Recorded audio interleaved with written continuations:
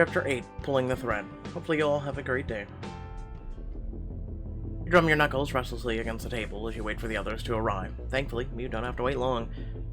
What's going on, Gwen? I was chatting to the VP from the American News Broadcasting, but this sounded urgent. It must have been for Gwen to call us all away so suddenly. Is it too much to hope that it's deeply important good news? Probably, though it's not necessarily bad either. Should we wait for Lucy? I didn't text her because I think this needs to be a partners-only conversation. Now you've got me worried. What's going on? You lean in and quickly report what you overheard the two ADAs discussing on the balcony. The Carl Goodall those dopey orderlies mentioned is in this ADA? We knew this case was bigger than it seemed, but if the DA's office is involved, that's potentially major. It's most likely part of a larger planned scheme. I think they might be deliberately taking advantage of the conservatorship system. We need to make this public immediately. If the DA's office is corrupt... Hold on.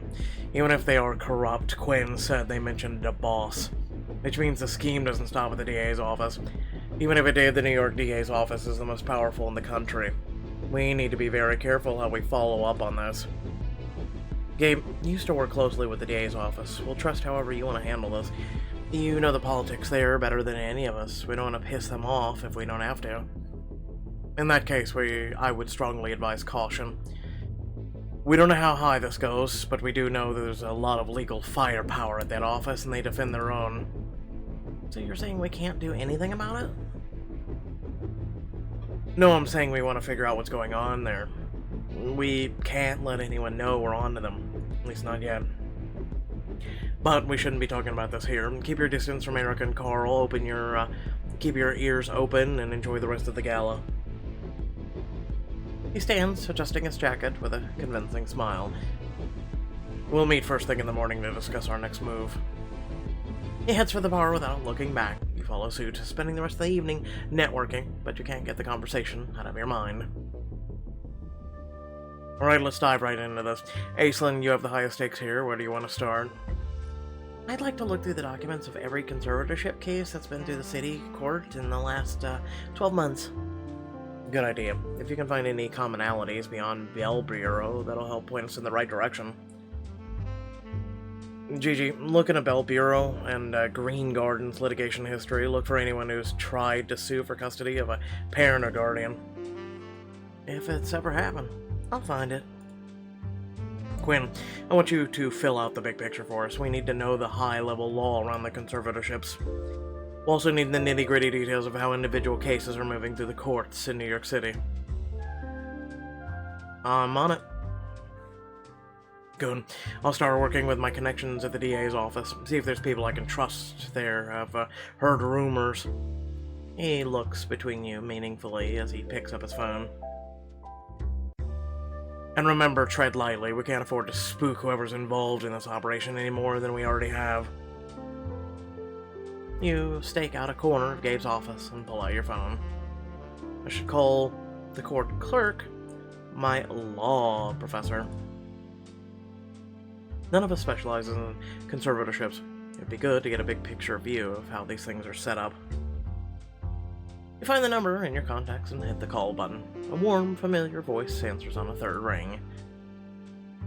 You're lucky you're my star student, Quinn Michaels. I don't usually answer calls before I've had coffee. Oh, I feel you, my dear. Sorry, Professor. Oh, that's a name. Wakey? We'll try Ekweki. I need your expertise in conservatorships. I have a client who believes her grandmother was placed under one in air. It's surprising your client wouldn't have been named as a guardian herself. That's the normal route. Well, that's what I thought. Refresh my memory. What's the process for conservatorships if the proposed ward has no immediate family? They'd attend a competency hearing. Technically, they can't bring their own lawyer, but usually the state lawyers lay out the details for the judge. Okay, and how do they decide whether the proposed ward is competent? A social worker or medical professional usually testifies. If the ward is determined incapable of handling their own affairs, a guardian will be appointed. Who decides who the guardian will be? The judge? Normally, yes. That's right. Judges who see a lot of these cases tend to know the most trustworthy people to work with. And the guardian then has a total control over the ward's finances? Exactly. Sometimes over their personal decisions as well, for as long as the court deems it necessary. Got it. Well, I think that's all the questions I have for you this morning, but expect a call this weekend to catch up. I'm looking forward to it. Take care of yourself, Gwen. Oh, are we gonna... Okay, alright, calling him. At least we're a little bit more knowledgeable now that, you know. You find the details for the city clerk and dial. A harried voice answers after a moment. Probate court, how can I help you? Hi then. I was hoping you could get me some records on recent conservatorship cases in the city. And why do you need those files? The files are... Alright, remember what Gabe said. He said to tread lightly. So basically not to raise suspicion, right? So this one's really hard, because to help a grandmother would be, in my opinion, raise suspicion. Really important to work on case... sus. However, things like that are public record, I do believe. I have every right to see those files, and any others I might feel like requesting. Jeez, don't get all worked up about it, I was just asking. You give him the details, and wait while he taps at his keyboard for a few minutes. Okay, I have those records now. Is there anything in particular you're looking for? Can you tell me how many cases either Carl Goodall or Erica Carpenter worked? Most of them. From what I can tell, though, there are a handful of cases where other attorneys were involved. Well...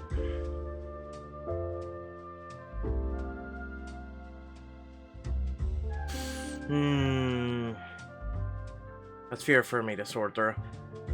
Which of these records were you needing? The Goodall and Carpenter cases should be sufficient. Could you send them over? Of course, just give me a few minutes to pull them together. You give the clerk your email address. Sure enough, and then in minutes you have the files on every case that the shady ADAs worked in the last year. Now we're getting somewhere. As you set your phone down, Gabe ends his call and looks at each of you expectingly. Fill me in, people. What do we have or know so far? Apparently, the state's attorneys have significant influence over who's assigned conservatorships and who acts as guardian. And it looks like those two dirty ADAs worked the majority of conservatorship cases in the district last year. Please tell me you didn't approach the court clerk with that same fiery attitude. I might have. Sorry. Don't worry, I gave him the least memorable phone call he'll have today. Excellent. This confirms our suspicions. Okay, but how do the ADAs get the wards declared unfit? Isn't that a medical decision? Aislinn looks up from her laptop where she's been working through the court records.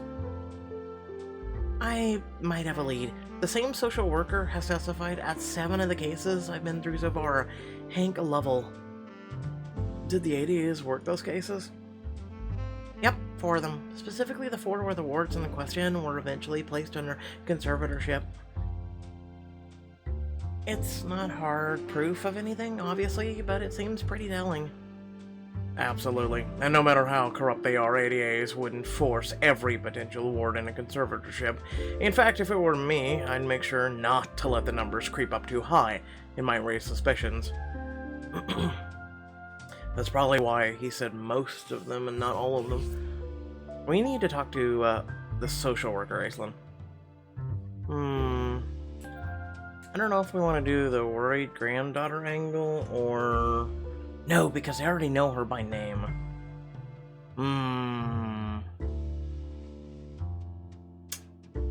No, we'll do the granddaughter. We don't know how entangled the social worker is with the scheme. The ADAs know you're a lawyer, but he might not. Good idea. He's more likely to let something slip if he thinks he's speaking to an upset family member. Aislinn nods, taking a moment to center herself. When she speaks, there's a quiver in her voice that makes you want to drop everything to help her. Here goes everything. She finds a number and dials it, setting the phone to speaker mode, and an uncertain voice answers. Hello, is this Hank Lovell? Yeah, who's calling? This is Aislinn Tanaka. You testified at my Nana's hearing. Her name is Sorcha Flannery. How'd you get... Please, I've been trying to get in touch with Nana's new guardian for weeks, but he won't answer any of my calls. If you could just... I can't talk about any of this. The line goes down. Well, that's not suspicious at all. Try him again. He clearly knows something. Let's see if he'll talk now that he's had a moment to collect himself. Aislinn hits redial and the call goes straight to voicemail. Hank, hi. This is Aislinn Tanaka. I think we got disconnected. I'm not trying to bother you. I just want to find a way to help my Nana. Call me back on this number anytime. She ends the call. Looking at this like a win. You clearly know something about those cases. True, but we might never learn what it is. A knock on the door makes you all jump. Oh, hi. You're all in here. Good. I actually wasn't sure how to handle this. What's going on, Lucy? There's a potential client in the conference room, and he's, well, a child? A kid? Is he in danger? He seems physically fine, but mentally, the poor kid is definitely dealing with something. Gwen and Aislinn, you take a point. Gigi and I will keep working on this. We'll let you know if we uncover anything. You and Aislinn follow Lucy to the conference room, where a boy is sitting at the table. He sits up straight when he sees you. This is Benson Wallace. Benson, this is Quinn and Aislinn. Are you guys lawyers? Can I hire you? You and Aislinn take a seat as Lucy leads you to it. We are, and that depends on what you need a lawyer for. I need to change my parents' custody agreement. You need to change it? That's not really how it works. Any renegotiation of your custody agreement would have to come from one or both of your parents, unless... Are you in danger at home? My mom isn't hurting me, if that's what you mean. She's a good mom. I'm guessing that's not the whole story if people that need to come and see us. She joined a meditation class run by a spiritual group a few months back, the Children of the Southern Star. I've never heard of them, Ash. She shakes her head and pulls out her laptop, typing the name into the search bar. At first, she went twice a week. She seemed calmer, happier. She'd always been kind of high-strung, so it seemed like a good thing. But then she started going every day. Now she's only wearing white, and she's talking about moving to their farm, so we won't be tainted by outside influences. Sounds a lot like, a cult? Yeah, I did some research, and I'm pretty sure that's exactly what it is, and I really, really don't want to join. Benson, have you ever been to one of those classes? Only a couple, back when she first started going. What sort of vibe did you get from them? Did it seem like they were trying to recruit you? Not recruit exactly, but their guided meditations were pretty weird, and after meditating, there's half an hour of self-inventorying about everything you're doing wrong, and it's really intense. Truth be told, I think that's the part my mom likes best. Why's that? Mom doesn't have a lot of friends. Dad's the outgoing one.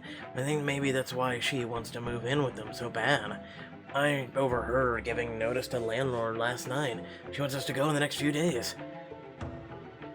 She's convinced this will be good for both of us, and when I told her the group was a cult, she said the city turned me into a cynic. What about your dad? He lives in London. I tried calling last night, but he's a surgeon. He doesn't always have his phone on him. By the time he gets my messages, I might already be getting brainwashed on this weird farm. I'd love to say you don't have any reason to be concerned, but I think you're dead on about this. He pushes her laptop towards you. Their website is pretty innocuous, but I found some posts by former members. It's classic techniques, cutting people off from the outside world, homeschooling kids aren't exposed to other ideas. Why haven't we heard of these people? They're still small, and they've done a good job at keeping things quiet. Frankly, it would be hard to get enough evidence together to mount a case without visiting them ourselves. So there's nothing we can do? I'm really worried about my mom. If we went to the source, we might be able to shut them down for once and for all. I'm a choice. We're going on a trip to be hippie.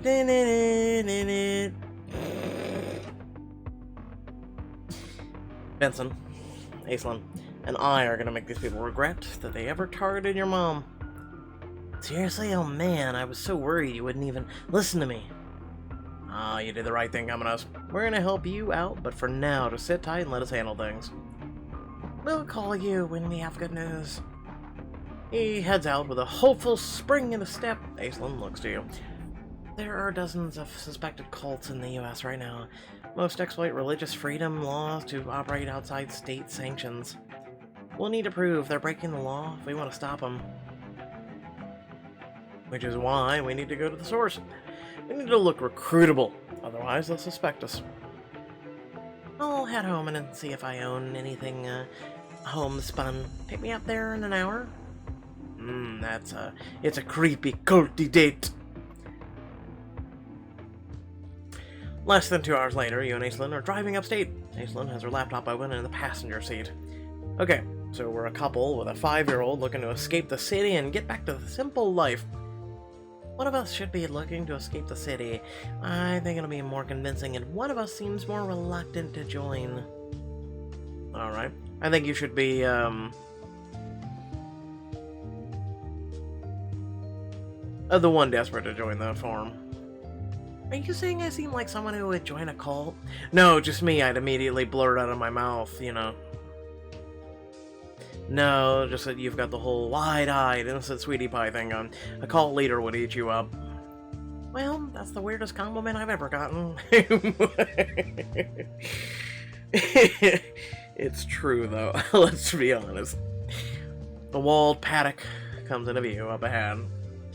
Alright, this looks like the place. Your research didn't happen to indicate whether they eat people or anything, did it? Well, they only eat white foods to keep their toxin levels low. Only white foods, oh god. So rice. Maybe mashed potatoes, if they take the skin off. No, we're not going down this list. And human is technically a red meat, so I guess we're safe. Don't speak so soon. We're not even past the gates yet. As if on cue, the wooden gates open for you. A smiling man dressed in white waves you towards a parking spot. When you get out of the car, he wraps first you and then Aislinn in a tight, too long hug. Oh, come on, no! You couldn't have gave us, like, someone weird. Don't ruin this guy. Whatever. Welcome to the old world made new. My name's Nova. I believe I spoke to Quinn on the phone.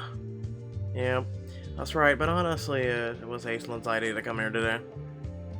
Please, call me Ash. It gives me so much more hope that one day I'll rise anew like a phoenix. Oh, what a beautiful sentiment, Ash. I can already tell that you'll fit in here very well. We'll both need to fit in if we're gonna uproot our lives. My partner isn't sure about the move to the country. I'm hoping that you can help me convince him. It would be my pleasure. I know how scared the thought of leaving a modern world behind can be. No, it's actually very... I want it. Give it to me. But why don't we start at the favorite place on the whole farm? You've fallen over to a beautiful meadow. Horses graze in the distance, attended to by people in flowing, neutral-colored clothing. Wow, this is a beautiful area. The flowers from the meadow decorate our meditation spaces in the city. Even that simple scent can be a wake-up call to polluted pores. Sorry, pores? Oh yes, I feel mine opening now. Breathe it in, love. Close your eyes and take a deep, slow breath, fully aware that Nova's watching you. I don't know about my pores, but I do feel something. Like a weight is coming off me, if that makes sense. I have to ask, what is it about the modern life that made you realize there was a better way? It's nuts. It's all crazy. Everyone's crazy in the modern world. I'm serious. It was, the curse of social media. Ash kind of had a meltdown after she joined some new social media platform. It wasn't a meltdown, it was an awakening.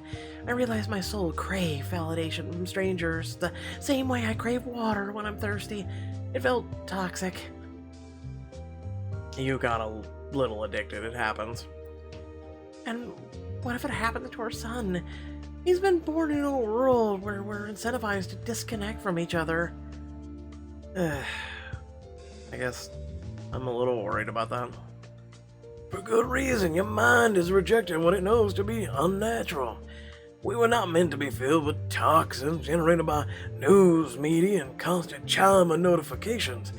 And it will continue to get worse until you remove yourself from that life. Your son, how old did you say he is again? 5.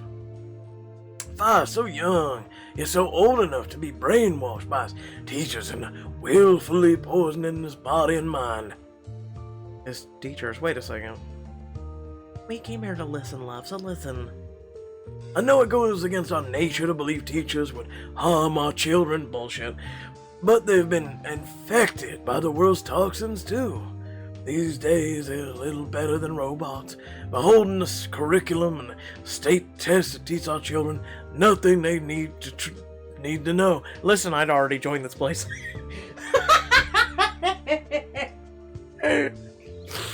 Listen, is anyone watching actually think this guy's wrong?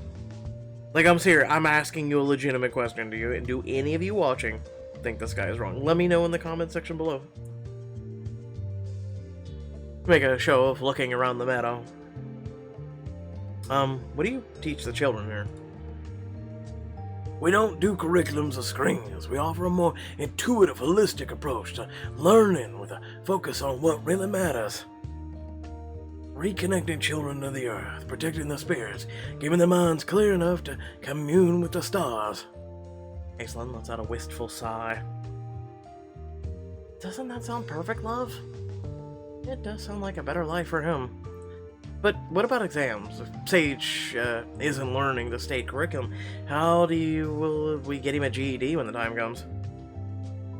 Oh, I forgot about that.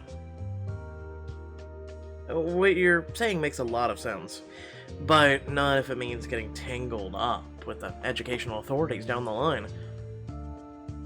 Noah leans in, eyes gleaming. You don't have to worry about that. We have adults who take the kids' state-mandated tests for them. And then you lost me. You lost me there. That way our kids stay pure and the state stays none the wiser. Genius, isn't it? You look at Aislinn and grin. You've got them. You've given us a lot to think about, thank you. My pleasure. I'm sure we'll be seeing you here soon, and communing with the stars as one. Everything else you guys said, I liked it. But, yeah, the GED thing was wrong.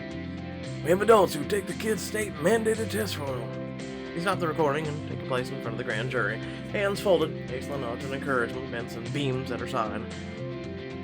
I think it's abundantly clear that laws are being broken. We're not here to debate the validity of their beliefs. We're not here to judge what it is they teach their children. We are here because they knowingly and intentionally committed fraud against the state of New York. We have it from their own lips. There's no reasonable doubt here. You must vote to indict. Giggle. The grand jury exits, returning a short while later with an indictment. You and Aislinn lead the stunned Benson out after the verdict. Does that mean we won? Yes, it does. It means they're going to trial for fraud. And, where every single terrible thing they've done will be found and brought to light. They'll be in the news for months, maybe years. They'll never get another new member, I guarantee it. Benson. A woman runs past you, wraps her arms around Benson. Listen, honey, I'm so sorry. I didn't listen to you. They never told me anything like that. She looks to you and Aislinn appealingly. I swear, they told me they teach him to ride horses and do math outside in the open air, not... They told you what you wanted to hear. You're a victim here, too. You can't blame yourself. Preying on vulnerable people is what they do. But... I'm going to. Don't be sad, Mom. Maybe we could try a cooking class next time. Did you say we? I thought maybe we could do it together. Just a once-a-week thing, though. We bounce if anything gets weird. That sounds like a great plan. He gives you an Aislinn and a sweet smile and leads his mom away. As you and Aislinn emerge from the courthouse, you'd surprised to be swarmed by journalists. Man, are you really surprised? Mr. Michaels, Miss Tanaka, how does it feel to save families all over New York State from the influence of this vile cult? And Aislinn grin at each other. It feels exactly the sort of case we joined Ricci and Associates to pursue. A few days later, you're waiting on a coffee order when someone touches you lightly on the elbow. Quinn, is that you? You look over and blink in surprise at the familiar face of Lydia Roswell, though she looks much calmer than when you saved her from the marriage to a con man last year. Oh my god, it is. How are you? I'm great. Trying to help people where I can. Yeah, that's what I remember most about you. Always trying to help people. You know, there's a time where you would have made that sound like an insult. That was before I caught the do-gooder nerd bug. What do you mean by that? I'm studying pre-law. Ah, that's amazing, Lydia. What inspired that? She gives you a bashful smile. You did. I was grateful for your help with Joey, and seeing what you did for Elena Vasquez, and all the other people whose lives Koenig ruined, it made me realize how lucky I've been, and it made me want to do better, to fight for the people who haven't been as lucky as me. Like Batman? Minus all the kinky leather, or well, most of it. So, what about you? What brings you so close to my campus? I work upstairs. You left McGraw-Byrne? Who are you with now? Gabe, Aislinn, and I started a new firm, so technically I guess with myself. That's awesome. Do you want to represent me? Sorry, please tell me you're not having any more creepy boyfriend trouble? No, God, no. I've sworn off dating until I can prove to myself that my taste doesn't suck. But McGraw-Byrne is handling my trust fund, and I'd rather you do it than them. I thought that fully reverted to you when you turned 18. Actually, I convinced my grandparents to change it to when I'm 25. It felt smarter for now. Lydia? That was a very mature decision. Thanks. My grandparents said I was being silly at first, but when I think how determined I was to marry Joey last year, I just need a little more life experience behind me before I have unlimited access to that kind of money. So, they've already done the paperwork? Not yet. There's ongoing maintenance, I guess. Dad always took care of it before, but I told him I could handle it now. Anyway, I'd love to hand all that over to your new firm. I know it's not a lot of business for you, but I bet it'll get my dad's attention in a good way. Do you think you might be willing to switch his business? Maybe. I always liked dealing with Gabe better than anyone else at McGraw-Byrne. She collects her coffee and checks her watch. Damn, I gotta get to class. I'll call you later and work out the contract. It'll be great seeing you, Lydia. You set Gabe's coffee on his desk, slightly out of breath, and drop into a chair. You're grinning like you won the lottery. Can I convince you to share some with the firm? I ran into Lydia Roswell, who has decided to transfer the management of her trust fund to us. And she thinks her dad might be willing to follow her. Gabe gives a low whistle. Philip Roswell was one of the first clients I asked to follow me here. He was interested, but he's not a man who breaks tradition lightly. Well, if only his daughter had already decided to trust us with her millions. It may be time to try him again. set up a meeting with Diamond Choice. Let's do it right now.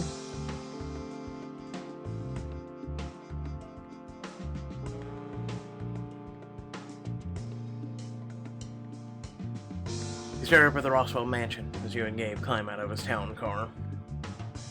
Did it get bigger since the last time we were here, or am I imagining things? Houses like these do have a habit of spontaneously developing entire wings when you're not looking. He presses the doorbell. Muzak ripples through the enormous space on the other side of the door. Muzak.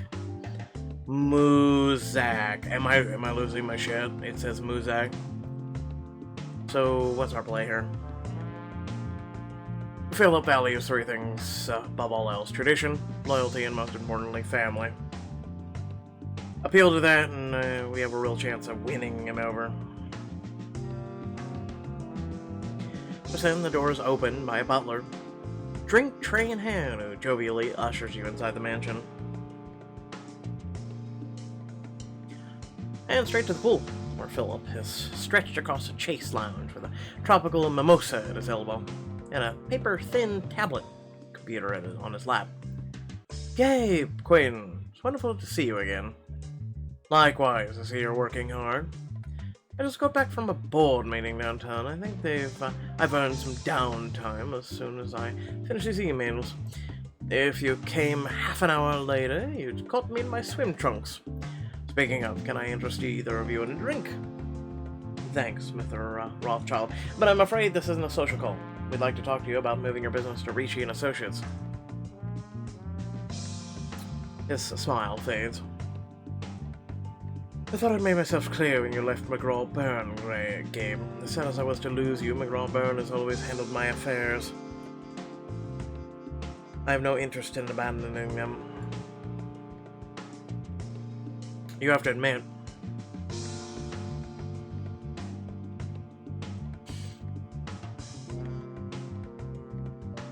their firm has taken a reputational hit.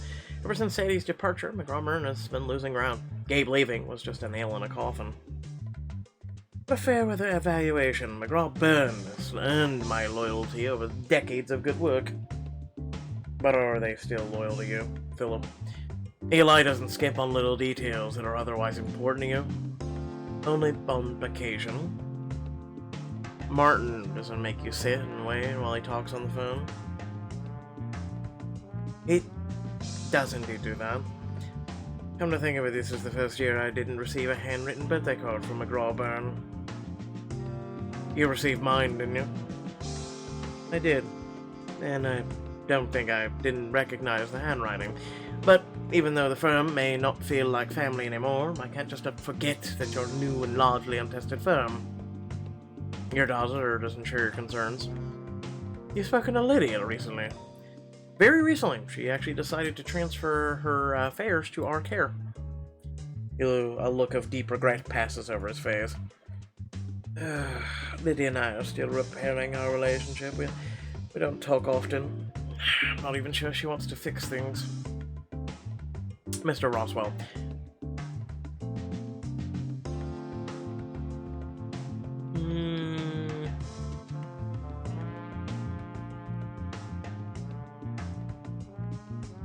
She's the one who thought you might want to change firms. Really? Why would she think that? She didn't say it in so many words, but my guess is she can see that they're taking advantage of your loyalty. Letting her lead the way on this might be a good first step towards repairing things, something you can embark on together. Forging a new path for the family. Yes, this would give us something to talk about. If nothing else, it gives me a great excuse to give her a ring. I'd wager good money that she'll be thrilled to hear that you're following her lead on this. And we all know how far a little goodwill can go in these things. Well, and I kinda come by to discuss the particulars. For you, Philip, I'll clear my schedule. Well, then I'll see you first thing in the morning. He first shakes Gabe's hand, then yours. Mr. Roswell, welcome to the family. His hand tightens around yours. Thank you. I can see why you made such an impression on my Lydia. Gabe smiles as you head back to the office. Nice work back there. Nabbing 2 Roswells in one day sounds like somebody's earned a bonus.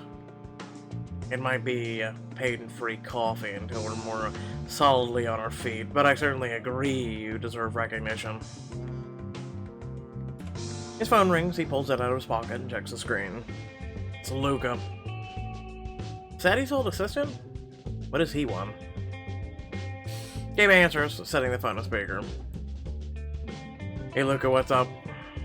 So, Philip Rothschild just told Eli he was leaving the firm. And that was fast. He didn't say he was coming to you, but everyone can see the writings on the wall. Eli's, apoplectic. And are you calling to warn me he's on a warpath? No, I'm calling to ask if you're still in the market for an assistant. Please say yes. I asked you to come with me a few months ago, and you said you felt like you owed something to McGraw-Byrne. I thought what Sadie did was a real problem with the firm, and I felt so guilty I missed it that I thought maybe I could help fix things. But ever since you left, this place has been in freefall. This isn't the Sadie problem anymore, it's a management problem, and I want out. Abe hits me, looks to you. What do you think? An assistant would make things easier around the office, and he has a hell of a lot of experience. I think we should hire him. We've been giving Lucy all the assistant tasks for long enough. Abe grins and unmutes the phone. Be at the office at 8 a.m. tomorrow. If you have coffee and bagels waiting for me and the partners, you can stay. I knew you'd understand, Gabe. Thank you. See you tomorrow. The car turns onto your office's street. You smile, feeling a surge of pride as you look up at the building. What's that look for? We're really building something special here, aren't we? And we're only just getting started. That evening, you leave your building and notice Gigi with her arms around a handsome man. She spots you and grins. Gwen, come meet Lewis.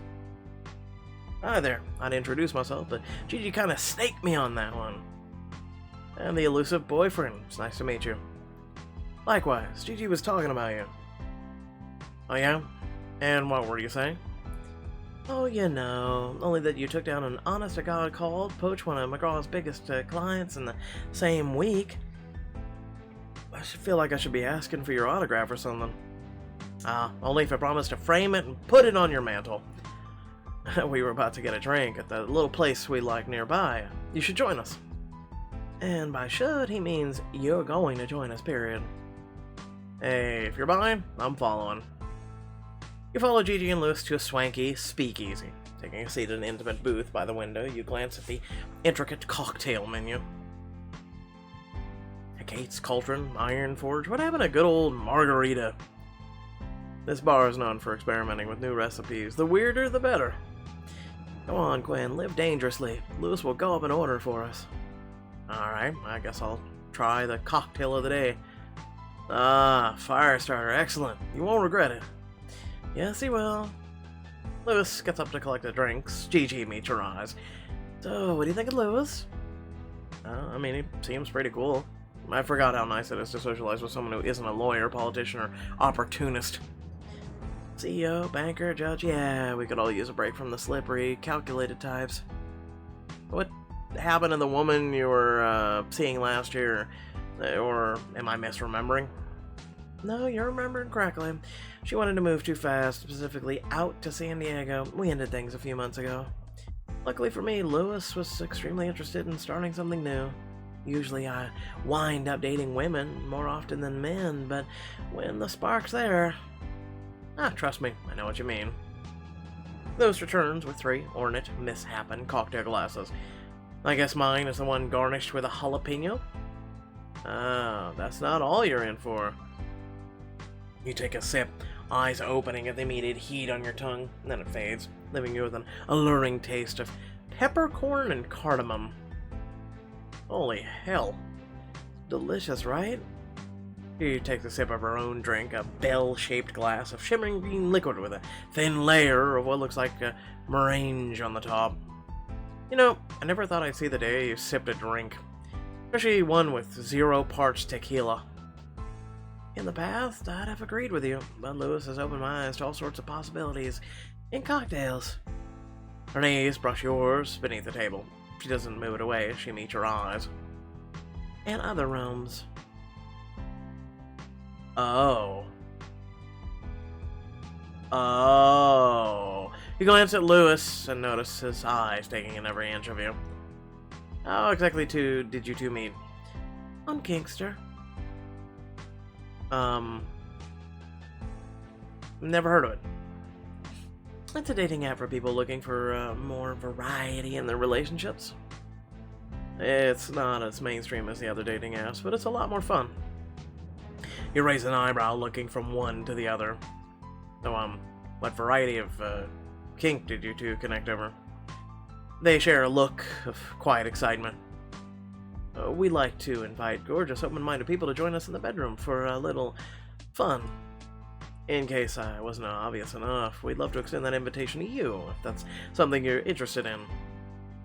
Her foot traces down your shin. She leans in, eyes sparkling with anticipation. I've always felt a certain spark between us, Gwen. I'd love to explore it. If you're up for it, no strings attached.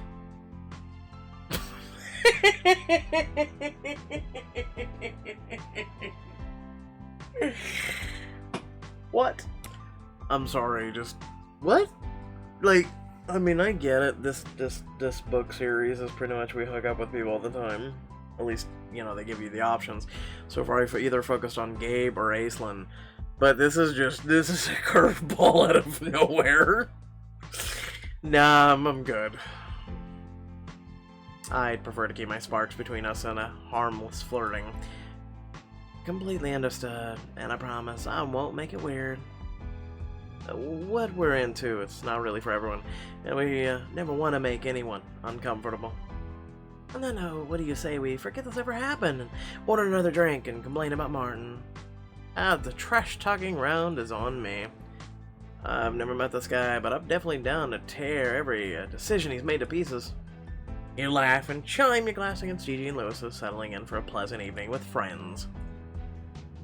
Out of nowhere that happened, wow. Your phone buzzes in your pocket as you head back to your apartment. You glance at the screen, the caller ID shows it's a private number. Hello? A voice you don't recognize scrapes through the line, barely more than a whisper. Is this Quinn Michaels? Who is this? It's Hank Lovell. The social worker, why are you calling me? I know you work with Aislinn Tanaka. I have information that may be very valuable to you, but I can only tell you in person. Okay, so where can I meet? And Hank is already gone. What the hell? A text from an anonymous number comes through a moment later. There's a set of coordinates and a line of text. Tomorrow, 11 a.m., come alone. Your biggest lead is finally ready to talk, but will he point out you in the right direction? Or is he in on the scheme? Keep playing to find out. Alright, and without further ado, small talk after this. Remember to like and share the video. Head down description below, plenty of cool links, ways to support, and the whatnot. And then also make sure that if you did actually enjoy the content, to subscribe. It'd be great to have you here as part of this community. So, like I said, the Gigi thing came out of nowhere. It comes out of left field, curveball, just didn't even see it coming, right? Bit weird, but whatever. Aside from that, if it wasn't YouTube and the whole, issues with that, I would have probably selected the choice just to see where it would have went in the whole 9 yards, but, yeah, no, it's just, YouTube, man, I'll tell you. There's so many things on this, this platform that are seeable, doable, the whole 9 yards, and we're not going to go into it, but, then you think of this game, right, this app, and the fact that my channel or anyone else's channel can be removed due to the fact that, if you cover said choices, because someone may manually remove or review the video, apparently if they get any reaction whatsoever by what has been, I guess, reported, that they can immediately delete your video without even a second chance at appeal or whatnot. and that just it just doesn't sit right with me. And then everybody sits and complains about what's going on the chirp, right? And then all these other things going on right now. I do agree. I will say this. I do agree with the community there where we're looking into them, right? Um, Everybody goes for, I mean, I have to, right? As a content creator, because it's all part of the algorithm. It's all part of, you need likes to gain like YouTube and to them for them to promote your video.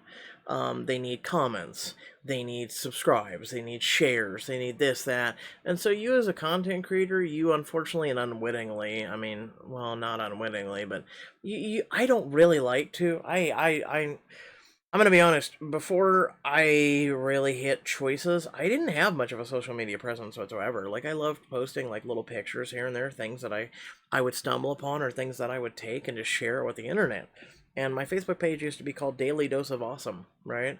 Um, and I just ended up, taking the whole me being a creator and just renaming it, and I continue to post some of those things, but um, I just. I kind of wish the bluebird would get its wings clipped, and I wish there was some other things that would happen, because we live our life in such a social media world, right? Where, you're supposed to be able to communicate with someone across the whole world of 8 billion people, and that was supposed to be such a cool concept, but then it's all ruled in just red tape and things you say, like, it depends on who is reviewing it or whatnot. Like, I'm not all for, like, really, how can I put this, extreme posts, right? Like, really bad things. And if you know what I mean, you know what I mean. But I believe that everybody has the right to their opinion. I believe that everybody, within reason, everybody has a right to say what they need to say. We were supposed to be going for freedom of speech, right? But then, like, it's hypocritical, I believe everybody should have the right to talk about whatever they want to talk about within reason. Again, within reason.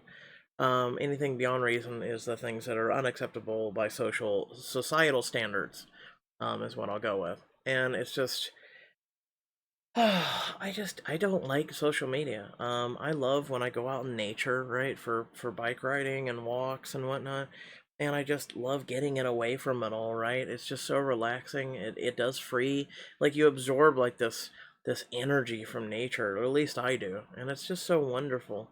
It really is. So, but yeah, anyway. Once again, thank you all for tuning in. I love your beautiful faces. Your viewership is very much appreciated, and I'll catch you all on the flip side. Peace out.